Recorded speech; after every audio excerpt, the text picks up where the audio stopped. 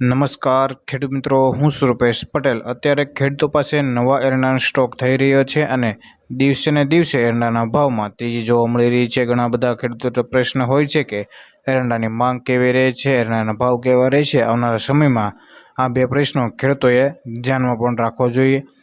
વિડીયોની શરૂઆત કરીએ તેના પહેલાં જો તમે અમારી ચેનલ ઉપર નવા આવ્યા હોય તો ચેનલને સબસ્ક્રાઈબ કરી નાખજો, જેથી તમને એરંડાને લગતા તમામ સમાચારો, એરંડાની માહિતી અને એરંડાના તાજા બજાર ભાવ સૌથી પહેલાં જાણવા મળે।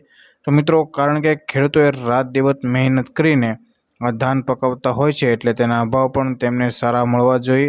ભારતની અંદર ફક્ત એવા 4 રાજ્યો છે કે જે એરંડાને પકવતા હોય છે, જેમાં ગુજરાત, રાજસ્થાન અને અન્ય 2 રાજ્યો છે તે એરંડાનું ઉત્પાદન કરે છે। ભારતની અંદર કુલ 2.25 થી માંડીને 2.75 કરોડ ટનનું ઉત્પાદન થાય તેવી સંભાવનાઓ રહેલી છે અને માત્ર ગુજરાતની વાત કરીએ તો 1 કરોડ 15 લાખ ટનનું ઉત્પાદન થાય તેવી ધારણાઓ રહેલી છે। અને જો ખેડૂતો, ખાસ બાબત એ છે કે કારખાનાઓ, વખારો, મિલો પાસે એરંડાનો કોઈ મોટો સ્ટોક નથી અને એટલે એરંડાની માંગ સાથે જરૂરિયાત ખૂબ જ જરૂરી છે, જેથી ખેડૂતો હાલ એરંડાની બજાર પર ખૂબ જ તેજી જોવા મળી રહી છે। તે વાત સાચી છે ને અત્યારે એરંડાના ભાવમાં થોડો ઘણો ઘટાડો પણ જોવા મળી રહ્યો છે અને એરંડાનો સ્ટોક ખેડૂતો પાસે ખૂબ જ મોટી પ્રમાણમાં રહેલો છે, એટલે એરંડાની પૂરી પકડ ખેડૂતોના હાથમાં છે।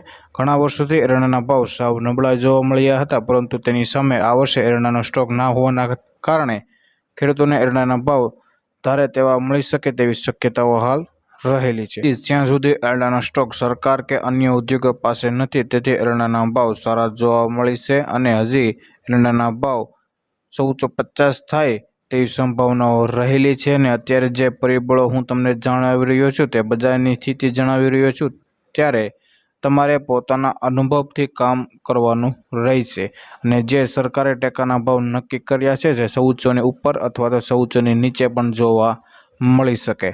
ખેડૂત મિત્રો, આ વિડીયો પસંદ આવે તો લાઈક કરો, શેર કરો, અમારી ચેનલને સબસ્ક્રાઈબ કરી નાખજો, જેથી તમને એરંડાને લગતા તમામ સમાચારો, એરંડાની માહિતી અને એરંડાના તાજા બજાર ભાવ સૌથી પહેલાં જાણવા મળે। જય જવાન, જય કિસાન।